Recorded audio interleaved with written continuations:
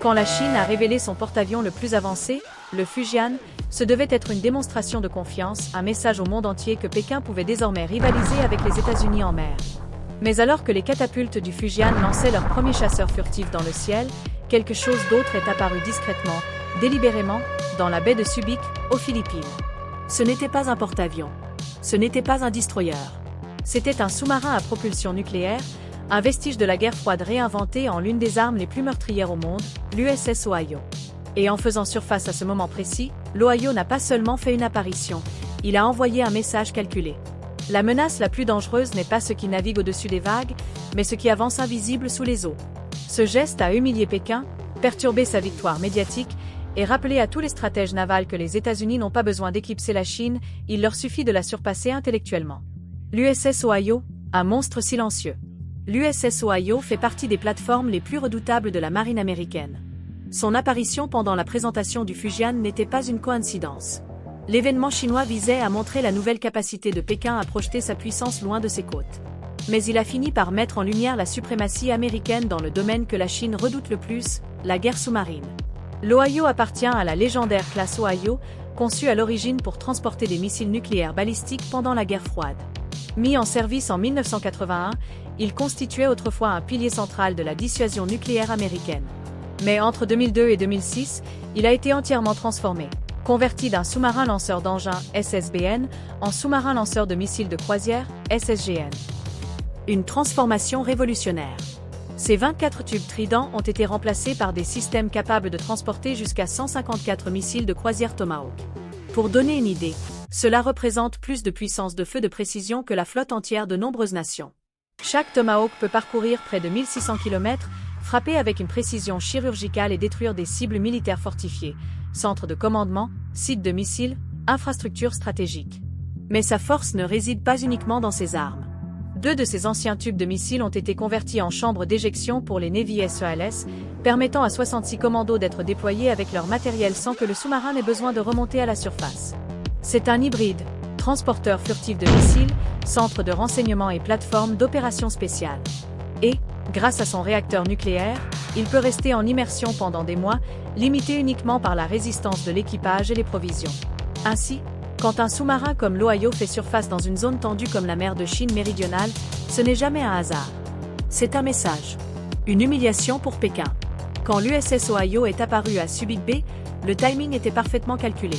Au même moment, Pékin présentait fièrement le Fujian, son nouveau porte-avions de 80 000 tonnes, long de plus de 300 mètres, doté de catapultes électromagnétiques comparables à celles du porte-avions américain Gerald R. Ford. Cette technologie permet de lancer des avions plus lourds avec leur plein chargement en carburant et en armes, un grand bond pour la Chine. Mais pendant que le monde regardait vers le haut, l'Ohio, lui, se trouvait juste à 500 mètres de là, probablement depuis des semaines, invisible, surveillant et enregistrant chaque signal du Fujian. Lorsqu'il s'est montré, c'était pour rappeler à la Chine que sa flotte reste aveugle sous les eaux. Une leçon stratégique.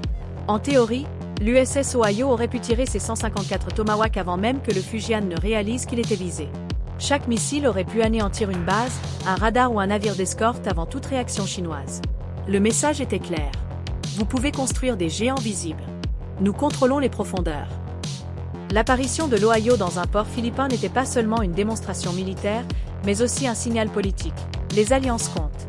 Les Philippines, malgré la pression de Pékin et les promesses économiques de la Belt and Road Initiative, continuent de renforcer leur alliance avec Washington. La supériorité sous-marine américaine.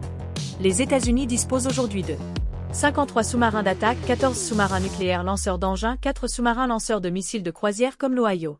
Ces sous-marins forment un réseau invisible mondial, capable de frapper n'importe où sur la planète, sans être détectés pendant des mois.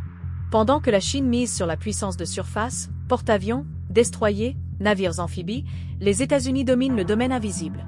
Et dans la guerre navale moderne, la menace la plus redoutable est celle qu'on ne voit pas. Les postes de commandement ou les batteries de missiles le long de la côte chinoise pourraient être visés. Et puisque le sous-marin peut lancer ses missiles depuis les profondeurs, la détection ou l'interception serait presque impossible. La stratégie chinoise dite de « refus d'accès », conçue pour éloigner les navires américains de ses côtes, ne fonctionne pas contre les sous-marins. Les sous-marins américains à propulsion nucléaire peuvent franchir ces défenses sans être repérés, menaçant à volonté des cibles situées à l'intérieur du territoire chinois. Pendant ce temps, les propres sous-marins de Pékin racontent une toute autre histoire. Le plus avancé d'entre eux, le type 094A, de la classe Jin, reste largement non testé dans les opérations en haute mer. Les analystes estiment qu'il est plus rapide que les modèles précédents, mais encore plus bruyant et moins furtif que ses homologues américains. La majorité de la flotte chinoise demeure diesel électrique, donc limitée en autonomie, plus bruyante et dépendante du ravitaillement. L'USS Ohio, même s'il s'agit d'un ancien modèle modernisé, évolue dans une toute autre catégorie. Il est plus silencieux, a une plus grande portée, et reste bien plus polyvalent. C'est un rappel que la puissance navale américaine ne repose pas sur le spectacle, mais sur une ingénierie éprouvée et précise. Un message au-delà de Pékin. Mais le message de l'Ohio ne s'adressait pas seulement à la Chine. Il a résonné à travers le détroit de Taïwan, cet endroit fragile où un conflit pourrait déclencher une guerre mondiale.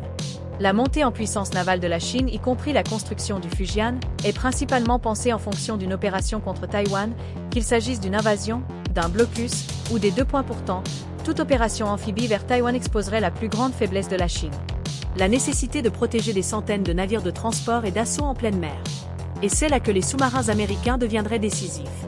Quelques sous-marins de classe Ohio ou Virginia pourraient anéantir une flotte d'invasion chinoise bien avant qu'elle n'atteigne les côtes taïwanaises. Taïwan et la stratégie du porc-épic.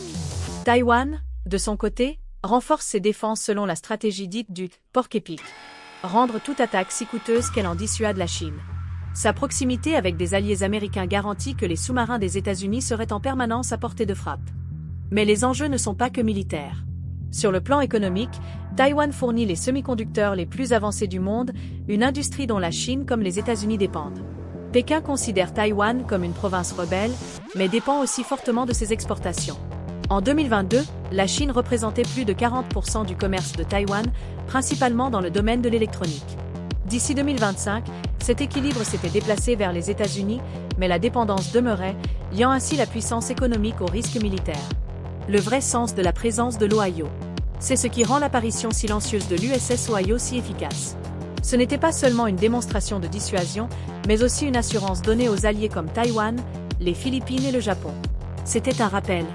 Les États-Unis peuvent projeter une puissance écrasante n'importe où dans le Pacifique, sans avertissement, sans être détectés et sans compromis. Pendant que la Chine investit dans de grandes démonstrations porte-avions massifs, nouveaux destroyers, tests de missiles médiatisés, les États-Unis continuent de perfectionner leurs systèmes invisibles. Des sous-marins furtifs, des armes de précision longue portée, des réseaux de commandement satellitaires et des bases avancées s'étendant de Guam à Darwin. Une avance générationnelle. Actuellement, la marine américaine produit de nouveaux sous-marins de classe Virginia à un rythme constant, plus d'un par an, et la nouvelle classe Columbia est déjà en préparation pour remplacer les vieux sous-marins nucléaires lanceurs d'engins. Ces modernisations garantissent que la dissuasion sous-marine américaine restera inégalée jusqu'aux années 2060. La Chine, elle, a encore des années de retard à combler. Construire des sous-marins est une chose, mais former des équipages qualifiés, les entretenir dans des déploiements mondiaux et maîtriser la guerre sous-marine en est une autre. Et dans ces domaines, la marine américaine possède une avance générationnelle. Le poids de la géographie. La géographie complique encore les choses pour Pékin. Pour atteindre le Pacifique, ces sous-marins doivent traverser des points d'étranglement étroits comme le détroit de Mako, le canal de Bashi ou le détroit de Malacca, tous surveillés par les forces américaines et alliées. Chaque mouvement est suivi, chaque passage est vulnérable. À l'inverse, les sous-marins américains peuvent opérer presque partout, de l'Arctique à l'océan Indien, sans jamais se dévoiler. C'est cela, la domination stratégique à son niveau le plus profond. La leçon finale. Au moment où l'USS Ohio a fait surface dans la baie de Subic, le moment de triomphe de la Chine s'était déjà transformé en leçon d'humilité. Malgré toutes les avancées technologiques de Pékin, le message restait clair. Le contrôle des mers n'appartient pas à celui qui possède le plus grand navire, mais à celui qui règne sur le silence des profondeurs. Et dans ce silence, les États-Unis demeurent les maîtres incontestés.